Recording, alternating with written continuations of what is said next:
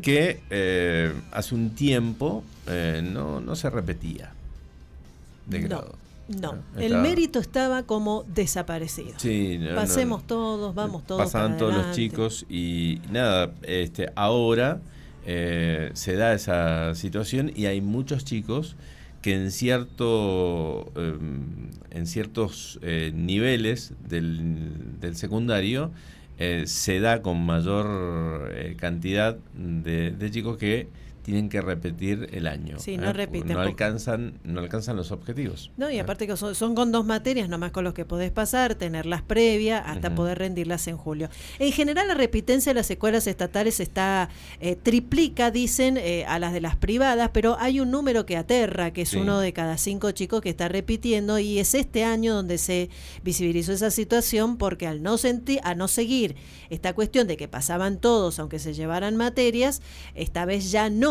Ha habido un parate muy interesante y son todos números que nos afligen, ¿no? Sí. Como sociedad, porque entonces decimos, ¿en qué condiciones siguieron pasando los chicos? Exactamente. ¿Qué condiciones van a encarar una universidad, si es así que lo deciden? ¿En qué condiciones van a enfrentar el mundo, ¿no? Si así lo deciden, cuando se les facilitó tanto que pudieran hacer una trayectoria sin el mérito necesario. Exactamente. Bueno, el tema es que hay muchos chicos que están enfrentando esta situación. Me imagino que los papás tendrán que apoyarlos, por supuesto, ante este tema.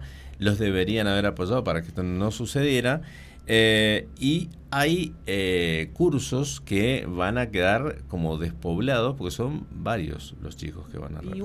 Y uno de cada 5, Antonio, es muchísimo. Es un montón. Es un número muy grande. Bueno, hay otro dato mientras esperamos encarar esta entrevista, porque hay unos datos de la Dirección General de Escuelas sobre ciclos lectivos. Ellos tienen el dato de 2025. Está exponiendo una profunda brecha en Mendoza, sobre todo la repitencia en secundarias, y hace una diferencia entre estatales con un 25% que casi triplica a la de gestión privada, que es del 9,32%. Ellos están haciendo y están mostrando esta disparidad que revela una educación de 2 velocidades. De eso vamos a hablar. De todo. Sí, exactamente. No estaba esperando, chicos, que me pasaran los datos para poder presentar. Acá lo tengo, si querés. Vamos a hablar con ella, porque es Nancy Caballero, psicopedagoga, y vamos a hablar de este tema, entre otras cosas. ¿Qué tal, Nancy? ¿Cómo le va? Buen día. Aquí Natalia Antonio la saluda. Bien, bueno, sí. ¿Cómo anda? Mucho gusto. Bien, muy bien, gracias. Bueno, estamos haciendo esta introducción porque, bueno, han cambiado las cosas y como que uno, cae en este baño de realidad de todos estos años que han pasado, cómo ha sido la educación, ¿no? Porque a veces como se lo pone a repetir como una mala palabra y yo que soy docente lo veo como una cuestión de hasta a veces de madurez, cuando los chicos después vienen a recursar la materia, en mi caso en la universidad, lo enfrentan de otra manera porque ya vivieron la experiencia y porque están un año más grandes y un año es mucho. No sé si usted coincide o qué análisis hace de todo esto. Sí, totalmente, pero además es tan complejo el tema y se simplifica tanto. O sea, acá, no en la Argentina, en el mundo en general, viste que ahora todo es binario, estoy de este lado, estoy de aquel lado, y esto acá en el medio de un ser humano y cada ser humano es un mundo. Entonces, ¿qué es lo que deberíamos hacer? Empezar a analizar. Lo que ustedes decían recién es gravísimo. ¿Por qué? Porque implica varias cosas. Decían, porque los papás tendrían que haber estado ayudando, pero sin duda. Pero además, ¿por qué la estatal tiene mucho más que la privada? Y estas respuestas simplistas, porque es más fácil, porque no sé qué, porque no sirven, no han servido nunca. Pero el tema específicamente de la repitencia, yo desde mi punto de vista lo veo como que en su momento lo que se cambió no fue el tema de la repitencia solamente, sino el entender lo que realmente es la repitencia cuando hablamos de madurez, de incapacidad, que se va logrando porque no llegó a tal etapa. Yo creo que hasta Piaget, en 1960 y tanto, lo que se pensaba era, bueno, lo que Natura no da, Salamanca no presta, al chico le da, no le da, va a la escuela, no va a la escuela, entonces casi que era una pérdida de tiempo a principios del siglo XX, pero no por ser malo, sino que pensaban, bueno, ¿para qué lo vas a mandar a la escuela si no puedes? Después esto se modificó cuando se entendió que no era que le daba o no le daba como una cuestión estática, sino que tal vez le faltaba la madurez necesaria para llegar a ciertos aprendizajes. Y ahí entonces se pensó en esa repitencia no como un castigo, sino como una forma de darle el tiempo necesario al niño. ¿Qué ha ocurrido después de eso? Que entre estas vueltas, idas y vueltas, y estas posturas para mí terribles en educación y en salud, estas posturas extremas se pagan con muchísimo, muchísimo dolor, porque si vos te equivocás en economía, nosotros tenemos amplia experiencia en la Argentina. En Argentina nunca hemos tenido un economista, por ejemplo, que maneje la cosa. Sí, cierto. Claro, pero aparte ya estamos tan acostumbrados, viste, que voy a decir, bueno, 2 años, 3 años, capaz que alguien lo cambia, y en algunos países pasa y se cambia. Pero en educación y en salud estamos llegando siempre tarde, porque cuando queremos cambiar las cosas llevamos un chico que está hace 10 años en el sistema. Entonces, volviendo al tema de la repitencia, lo primero que hay que cambiar es esta mirada de que pobrecito el chico lo estamos haciendo repetir porque somos malos y lo castigamos. Lo segundo es que la repitencia per se no va mejor. No. Ahí está. La perdimos a Nancy. Nancy, no te escuchamos. A ver. Porque, a ver, estamos encarando este tema de la repitencia. Ahí está. Ahí está. Chico, repita un poquito lo que estaba diciendo, porque se cortó por un momento la comunicación y no salía al aire. Por favor, Nancy. Perdón. Que decía que cuando nosotros dejemos de ver la repitencia como un castigo, que lo es para el chico mucho, sobre todo para el más grande, porque de alguna manera pierde a sus amigos, etcétera, pero no es un castigo, tendría que ser el tiempo necesario para que salte ese escalón y llegue a la madurez.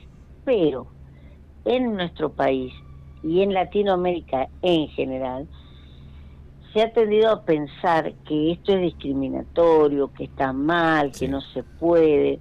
Y esto lo que ha logrado es que el chico, a ver, no estoy hablando ya de la escuela, en la vida, si el chico ve que si no hace algo no pasa nada, no lo va a hacer, porque es normal que así sea. Entonces, ¿qué hicimos? Fuimos achicando la exigencia, y la verdad es que ha sido, cuando hablamos de escuelas privadas y estatales, yo, defensora absoluta de las escuelas estatales, tuve grandes discusiones porque la escuela estatal la perjudicaron en estas situaciones. Claro. Yo me acuerdo una directora de escuela que prohibió darle tarea para la casa a los chicos. Claro.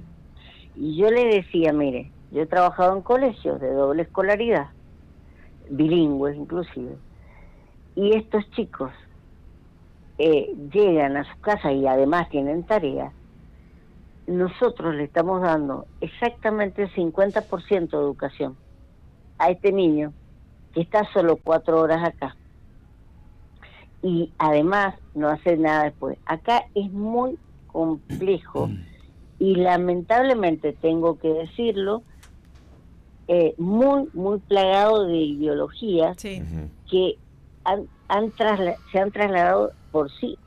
Tenemos un dicho, en cada congreso que vos vayas de educación, te van a decir, tenemos una escuela del siglo XIX con profesores del siglo XX y en el siglo XXI. Les encanta esa frase y es preciosa. Y es verdad, pero entramos en esto de enciclopedismo, constructivismo, de hay que educar a los chicos, y en un momento, hace algunos años, yo decía, chicos, estamos educando a los chicos para la Revolución del Mayo francés y los japoneses están desarrollando inteligencia artificial. Exacto. Claro.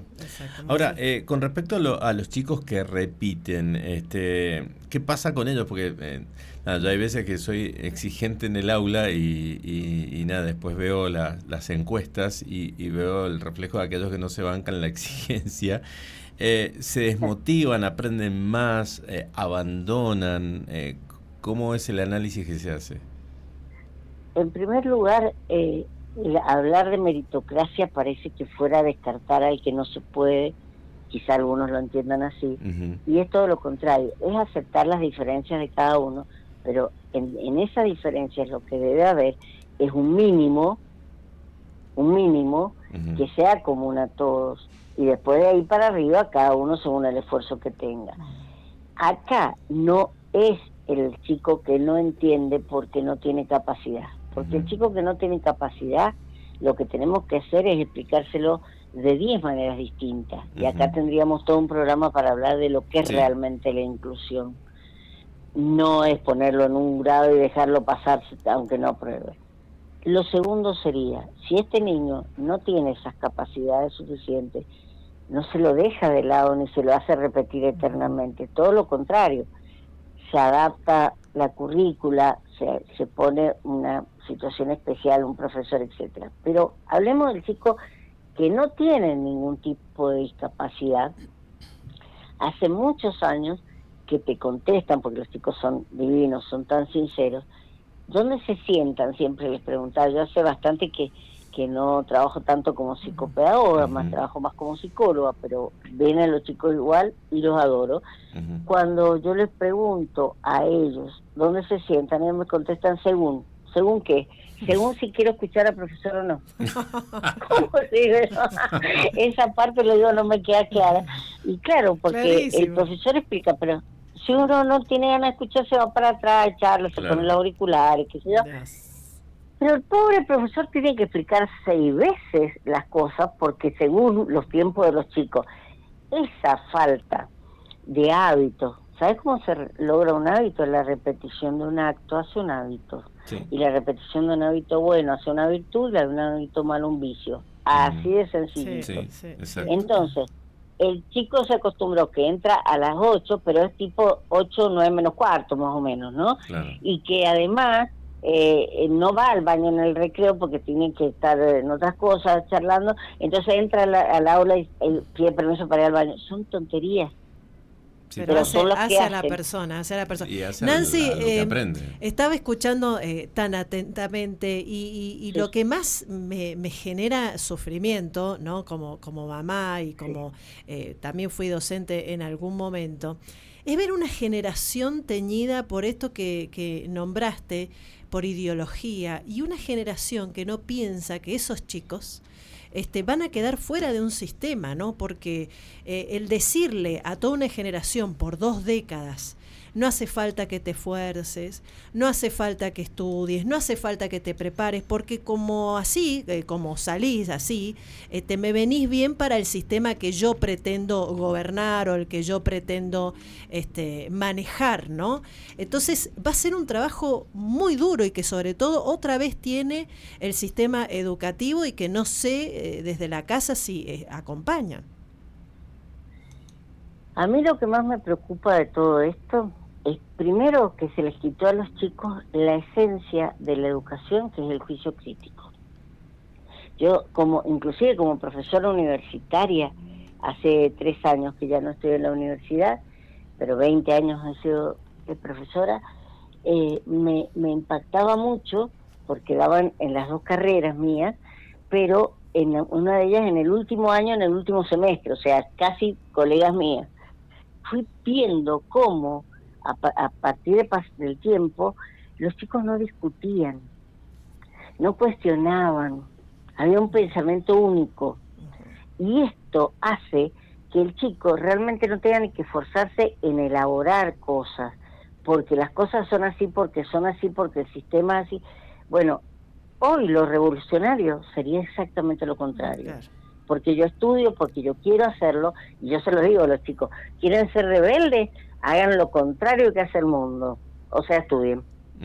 La realidad es que a lo que decía recién Antonio, hace unos años, bastante ya, creo, luego pasó el tiempo, como 10 años atrás, o un poquito más, yo hice una tesis de maestría en una escuela de una zona donde todas las escuelas de las zonas tenían 5 primeros años, que en ese momento estaba terminando de octavo, qué sé yo, y un solo quinto año, con suerte, con 10 niños. Y había una escuela que tenía 4 primeros años y 3 quintos años. Era la misma zona, muy carenciada, y esos chicos muchos entraban a la universidad. Entonces a mí me planteó por qué. Entonces hice una tesis sobre el nivel de resiliencia de estos chicos. Encontré varias cosas muy significativas. Una que nombró Antonio recién, eran casi todos de familia, en una zona donde prácticamente no habían familia, digamos, estructurada, porque no era la idiosincrasia. El 86% de estos chicos tenían una familia estructurada en el sentido de decir un papá, una mamá, alguien que se sentaba, que los hacía. Pero ¿saben cuál fue el ítem que salía altísimo? La exigencia de los profesores. Los chicos veían en una escuela muy ordenada, no había vandalismo, el centro de estudiantes se dedicaba a arreglar la escuela, y los profesores eran exigentes y los chicos orgullosos de eso. En un momento cambió la dirección, cuando yo fui de nuevo a esa escuela, ya es una escuela igual que las otras de la zona. Claro. Entonces quiere decir que se puede cambiar, sí. No hay que discriminar, no hay que hacer nada, hay que dejar de lado estereotipos que tenemos como idearios colectivos. La escuela privada es fácil porque pagas una cuota, eso es mentira. La escuela pública hay que defenderla, entonces para defenderla tenemos personas que nunca faltan a una escuela privada, profesores, y profesores que a la pública sí, pero también tenemos ese profesor que se rompe el alma preparando una clase, y yo no sé cómo es porque debe ser terrible, y llega y no puede ni empezar a dar la clase porque los chicos ni siquiera se sientan en su asiento. Claro, es tremendo. Nancy, nos quedaríamos Entonces, hablando... la repitencia sirve, y mucho, si es acompañada de justamente cambio de hábitos, como para dar un cierre. Bien. Nancy, es un placer hablar con usted, y además podríamos seguir, como usted decía, muchísimo más tiempo hablando. Vamos a retomar más temas de educación y la vamos a convocar, así que le agradecemos muchísimo el ratito que nos ha dedicado, muy amable. Cuando ustedes quieran. Gracias, adiós, un abrazo. Nancy Caballero,